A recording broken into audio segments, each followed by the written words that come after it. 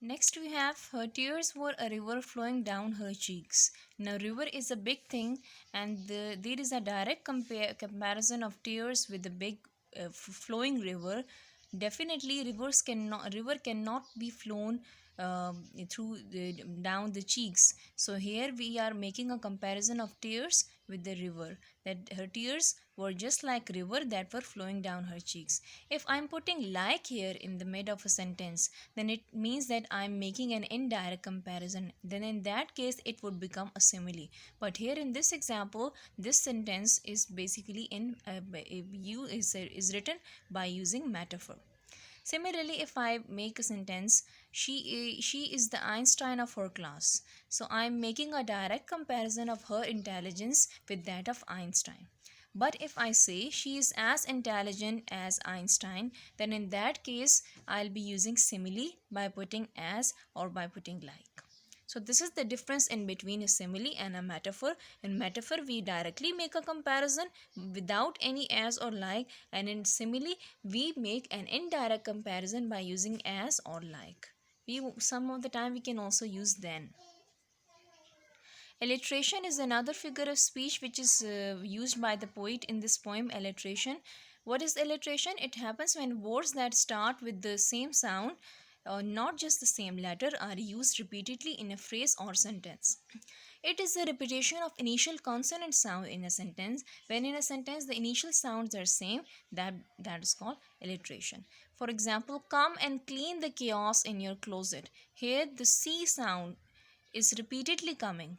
Come, clean, chaos, and closet. All these words are starting with C and giving the same sound. So here we can say that I have used alliteration. Go and gather the green leaves on the grass. Go gather green grass.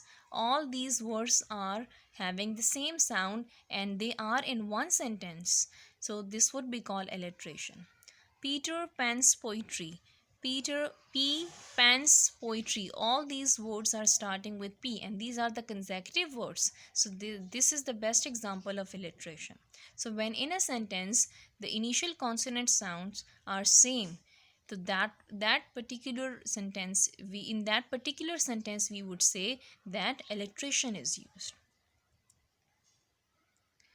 Hyperbole is the next figure of speech. We commonly use this figure of speech in our daily language, but you might not be familiar with the term, but we use it commonly, very much commonly. Just to get the attention of someone, we use this term hyperbole for exaggeration of something in a sentence. When we want to magnify our statement, when we want to exaggerate, when we want others to give importance to our statement, we use hyperbole. Examples: I saw 10,000 daffodils at a glance. This sentence is used by the poet in the poem I saw 10,000. Now, he was not a mathematician to count the number of daffodils, but just to exaggerate the number of daffodils and to magnify the beauty of daffodils, he is using the term 10,000 daffodils I saw. I have tons of homework. This sentence is mostly used by the students. I have tons of homework. Now, tons of homework cannot be given to the students. So, this here we are using hyperbole because we are exaggerating our homework. I have millions things to do, millions of things to do.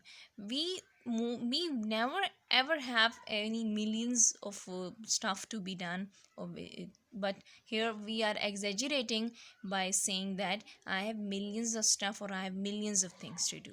So here I have used hyperbole.